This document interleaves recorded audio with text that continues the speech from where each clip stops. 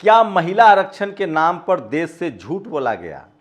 दरअसल सरकार ने जो खुद नोटिफिकेशन जारी किया है उसमें इसको परिसीमन संविधान संशोधन बिल था, जिसमें सरकार की हार हो गई। इसको विस्तार से बताऊंगा कि आखिर इतना बड़ा झूठ और फरेब क्यों बोला गया कि ये महिला आरक्षण बिल है, जबकि लोकसभा में महिला आरक्षण बिल पास है। उसको लागू करने की तारीख 2029 के बाद के जो सेंसस है उसमें बताया गया था।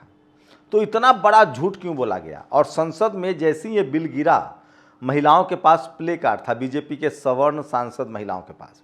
और दूसरा, संसद में एक बड़ा जोर का खेल हुआ। सोचिए 278 वोट जो है वो सरकार के पक्ष में गिरते हुए दिखे। ये मशीन देखिए, इसी मशीन के जरिए वोटिंग हुई नए वाले संसद में। कहा गया 528 सांसदों ने वोट किया है, 278 सांसदों ने वोट किया। उसके बाद में कहा गया, चूंकि 278 का मतलब है 272 का बहुमत है, मतलब बहुमत से सरकार के पास सिर्फ 6 सांसद ज़्यादा है। ये बात प्रशांत कनौजिया ने पकड़े और उन्होंने इसको ट्वीट एक्स पर लिखा। फिर उसके बाद अनिल ने लिखा कि देखिए 508 सांसदों ने वोट किया। बाद में पता चला कि नहीं भैया, 528 सांसदों ने वोट किया और 298 वोट सरकार के पक्ष में गिरे और 230 विरोध में गिरे।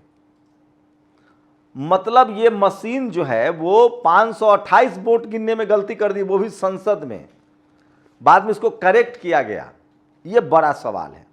नमस्कार, मैं शंभू कुमार सिंह और आप देख रहे हैं नेशनल दस्तक। तो सबसे पहले दिखाते हैं जो सरकार कहती है, जो चुनाव आयोग कहता है कि ईवीएम बिल्कुल में फ्रॉड नहीं हो सकता, गड़बड़ी नहीं हो सकती। सोचिए, ये संसद के वोटिंग की तस्वीरें जारी की गई। 278 वोट सरकार के पास, 211 वोट विरोध में और टोटल 489 वोट ही गिरे। ये बाद में गलत आंकड़ा साबित हुआ।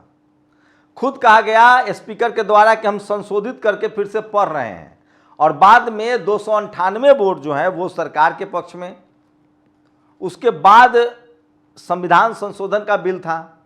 अगर ये महिला बिल होता तो पास हो जाता। तो पहली मेरी खबर ये है कि मशीन कितनी गलतियां करती है। लोकसभा की मशीन ने भी गलती की और सरकार को सिर्फ 272 वोट दिखाया गया, मतलब 6 ज़्यादा थे, बहुमत से 6 ज़्यादा। अगर 272 से कम वोट मिलते तो सरकार गिर जाती। सवाल है कि ये मशीन से गलती हुई। बाद में कहा गया कि संशोधित करके बताया जा रहा है कि 528 सांसदों ने वोट किया, 298 वोट जो है वो सरकार के तरफ गए और बाकी विपक्ष के तरफ गए। तो सोचिए 2 दिन की कार्रवाई में संसद में जब मशीन गड़बड़ी कर सकता है तो ईवीएम पर क्या भरोसा है? वैसे भी संसद में अमित शाह ने कहा कि बैठो बैठो, जो असम के जो प्रदेश अध्यक्ष है कांग्रेस के गगोई, और 5 तारीख को काउंटिंग होगी, जबकि काउंटिंग 4 मई को होगी।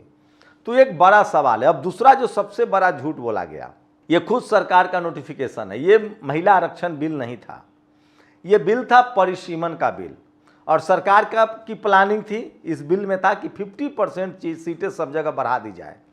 यूपी में लोकसभा की सीटें हो जाती 80 से, अगर 80 का हम 50% बढ़ाएंगे मतलब 40 और मतलब 120। बिहार में सोचिए, बिहार में इसी तरह से सीटें बढ़ जाती। बिहार में अगर सीटें बढ़ती तो 60 सीटें हो जाती, हर राज्य में, तमिलनाडु में, सब जगह। लेकिन पूरे देश में इसका विरोध होने लगा। लोगों ने कहा कि हमें तो नुकसान हो रहा है, आप कोई तो मैथमेटिक्स लाएंगे, 50% क्यों बढ़ाएंगे? दरअसल परिसीमन जनसंख्या के आधार पर होता है।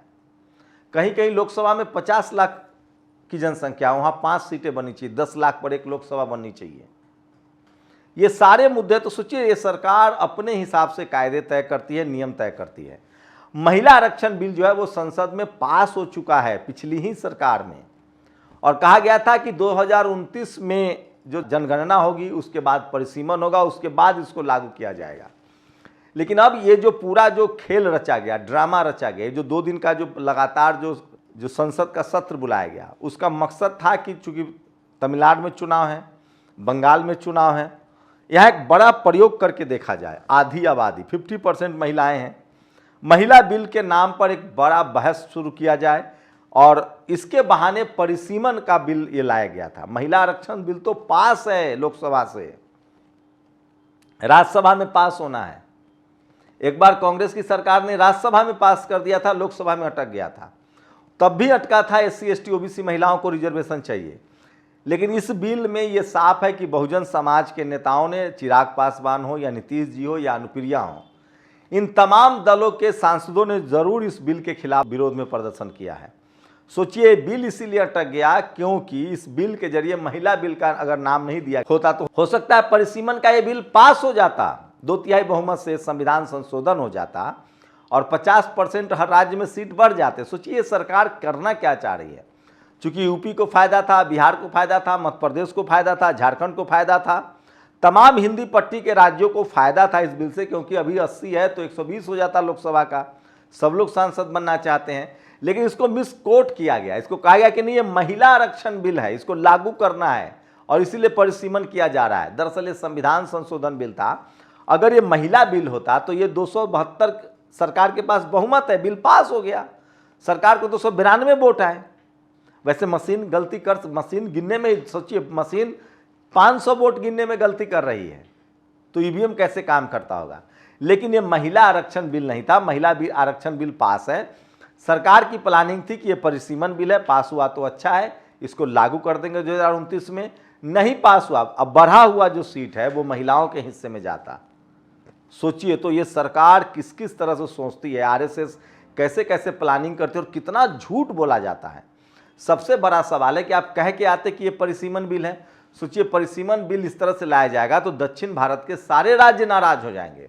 इनफैक्ट नाराज थे, तमिलनाडु नाराज था, तेलंगाना नाराज था, आंध्रा नाराज था। सरकार को बैकफुट मिला है। चंद्रबाबू नायडू इस बिल से नाराज थे क्योंकि उनका भी नुकसान हो रहा है आंध्र प्रदेश में। दक्षिण भारत में कम सीटें बढ़ती, उत्तर भारत में ज़्यादा सीटें बढ़ती क्योंकि वहाँ पहले से ज़्यादा है। महाराष्ट्र में ज़्यादा सीटें हो जाती, बंगाल में और ज़्यादा सीटें होती, यूपी में सबसे ज़्यादा 40 सीटें और नए हो जाते 50% के हिसाब से। परिसीमन दरअसल जनसंख्या के आधार पर होता है और ये होना भी चाहिए जहाँ जहाँ जनसंख्या जिस तरह से है। लेकिन ये सरकार, मतलब सोचिए क्या प्लानिंग थी और क्या मैसेज दिया गया। टीवी अखबार को कहा गया कि ये बिल जो है महिला आरक्षण लागू करने का बिल है। अरे महिला आरक्षण बिल पास हो गया, आप लागू कर दीजिए। 543 सीट विधानसभा में भी, 543 सीटें हैं लोकसभा की, आप लागू करके दिखाइए, कीजिए 33% रिजर्वेशन। लेकिन ये तब तक लागू नहीं होगा। 50% रिजर्वेशन कर दीजिए, ये तब तक लागू नहीं होगा जब तक SC ST OBC महिलाओं को रिजर्वेशन नहीं मिलता है। क्योंकि मुझे लगता है कि अब SC ST OBC के सांसद जागरूक हो गए हैं और वो अपने पैर पर, अपने समाज की महिलाओं के पैर पर कुल्हाड़ी नहीं मारेंगे। क्योंकि अगर 33% रिजर्वेशन लागू हुआ महिलाओं का, अगर उसमें SC ST OBC महिलाओं को रिजर्वेशन नहीं मिला तो बहुजन समाज की राजनीति खत्म हो जाएगी। तमाम SC ST OBC वाली लीडरशिप की पार्टियां खत्म हो जाएगी, बहुजन समाज की राजनीति खत्म हो जाएगी, किसानों की राजनीति खत्म हो जाएगी, जाट पटेल मराठा इन सब की। क्योंकि पैसे वाले समाज में जिनके पास पैसा है, 200 ऑलरेडी वो सांसद हैं, 200 महिलाएं उनकी चुन के आ जाएगी तो उनकी तो लॉटरी लग जाएगी भाई साहब। सोचिए इस बिल के हिसाब से। तो एक तो ये बड़ा झूठ था कि ये महिला आरक्षण बिल है, ये बिल था परिसीमन संविधान संशोधन बिल जो गिर गया। क्योंकि इसमें कम से कम 350 वोटों की जरूरत थी, क्योंकि संविधान संशोधन आप तभी कर सकते हैं जब आपके पास 2/3 बहुमत हो। शायद इसीलिए सरकार 400 चाहती थी। अगर ये 400 वोट सीटें इसको मिल जाती तो आरक्षण जो भी संविधान में संशोधन चाहिए कर सकते हैं, क्योंकि 2/3 बहुमत है। तो ये सबसे बड़ी खबर है कि बड़ा झूठ बोला गया है आपसे। ये महिला आरक्षण बिल नहीं था, ये संविधान संशोधन बिल था, परिसीमन संविधान संशोधन बिल, वो गिरा है। रही बात सरकार की, तो सोचिए 500 वोट गिनने में ही मशीन की हालत खराब हो गई और गलत आंकड़ा दिया। और अगर यह आंकड़ा सही था तो सरकार 6 सांसदों से बहुमत से ज़्यादा है सरकार के पास। मैं ये नहीं कह रहा कि सरकार गिर गई, 6 सांसद ही ज़्यादा थे। बाद में कहा गया कि 298 सांसदों ने सरकार के पक्ष में वोट दिया। अगर ये आंकड़ा सही है, इसका मतलब है कि नीतीश कुमार, चिराग पासवान और अनुप्रिया पटेल, जो मैं सवाल उठा रहा था, इन लोगों ने इस बिल पर सरकार को वोट नहीं दिया। पता नहीं बाद में क्यों संशोधन करना पड़ा, कैसे तय किया कि 528 वोट गिरे हैं, 298 सरकार के पास गए हैं। मशीन तो ये दिखा रहा है 272 का बहुमत है, 6 सीटें ज़्यादा है। तो 2-3 बड़ी झूठ थी। अब ये सोशल मीडिया पर वायरल हो रहा है। मैं फिर कह रहा हूँ, ये सरकार जनता डाल है, ये सरकार पात है। लेकिन इस तरह के लोकतंत्र में इसलिए झूठ बोला जा रहा है क्योंकि टीवी अखबार में जो लोग बैठे हैं वो सरकार की हाँ में हाँ मिला रहे हैं। आखिर परिसीमन संशोधन संविधान संशोधन बिल को महिला आरक्षण से क्यों जोड़ा गया? आप कहते कि हम ये परिसीमन बिल है, हम इसको परिसीमन बिल पास हो जाएगा तो हम उस सीटें सारी महिलाओं को दे देंगे जो सीटें बढ़ के आएंगी 200-250। आप ऐसे कहते हो, आप कहें कि नहीं ये महिला आरक्षण का विरोध है। सरकार ने ये नहीं कहा कि जो सीटें बढ़ जाएंगी उसको हम महिलाओं को दे देंगे। वही तो मांग थी कि महिलाओं को दीजिए, 250 नहीं 300 सीट करके दीजिए, लेकिन उसमें SC ST OBC महिलाओं को भी सीट दीजिए। तो ये बिल महिला आरक्षण बिल नहीं था, ये महिलाओं को बरगलाने के लिए है ताकि बंगाल में और तमिलनाडु में उनको वोट मिले। तो बीजेपी चुनाव लड़ने के लिए, जीतने के लिए किसी भी हद तक जा सकती है, ये तो साफ हो चुका है। रही बात दूसरी बात कि बहुजन समाज के नेता ये जागरूक हुए, ये तो समझ में आता है। और साथ ही मशीन कितना बड़ा झोल पैदा कर सकता है वो इस सरकार को भी समझ में आ गया होगा। सोचिएगा जरूर, चुनाव आयोग को भी समझना चाहिए कि जब 400-500 वोट मशीन गिरने में गलती कर सकता है तो चुनाव में गलतियां नहीं होती होंगी। आपकी क्या राय है? जनता मालिक है, अपनी राय हमें जरूर दीजिए। शुक्रिया। दस्तक की आपसे गुजारिश है कि अगर इसको बचाना चाहते हैं तो नेशनल दस्तक को सब्सक्राइब करने के लिए रेड कलर के सब्सक्राइब बटन को दबाएं, फिर बेल आइकन की घंटी दबाएं। नेशनल दस्तक को बचाने के लिए बहुत जरूरी है कि हर खबर को शेयर करें, लाइक करें, कमेंट जरूर करें।